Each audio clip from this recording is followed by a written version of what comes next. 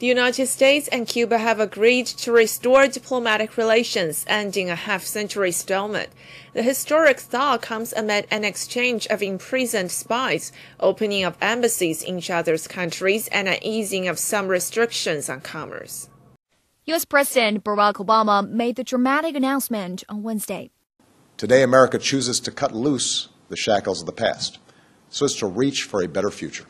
We will end an outdated approach that for decades has failed to advance our interests, and instead, we will begin to normalize relations between our two countries.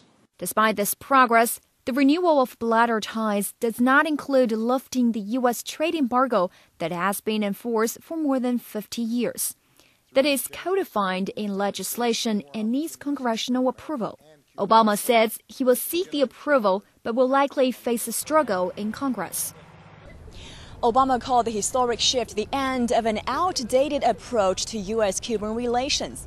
The announcement came after Obama spoke with Cuban President Raul Castro by telephone on Tuesday, the first direct contact between the two leaders in more than 50 years. Under the new measures, the United States plans to reopen its embassy in Havana and significantly ease restrictions on travel and commerce within the next several weeks and months.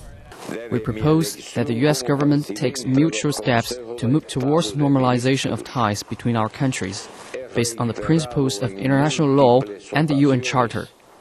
We've agreed to restore diplomatic ties, though the economic, trade, and financial blockade hasn't been fully resolved. The breakthrough comes after months of secret talks.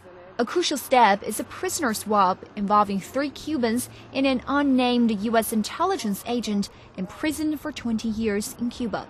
As a separate humanitarian gesture, Cuba released Alan Gross, an American contractor in deteriorating health who had been jailed in Cuba for 5 years. The move has sent many Cubans into celebration. The future is promising. Thirdly, we know that it won't be an immediate thing. The thing will be under better conditions. We'll advance. This is the best thing that can happen. I feel happy. Justice is finally done. The conditions will improve to develop our country.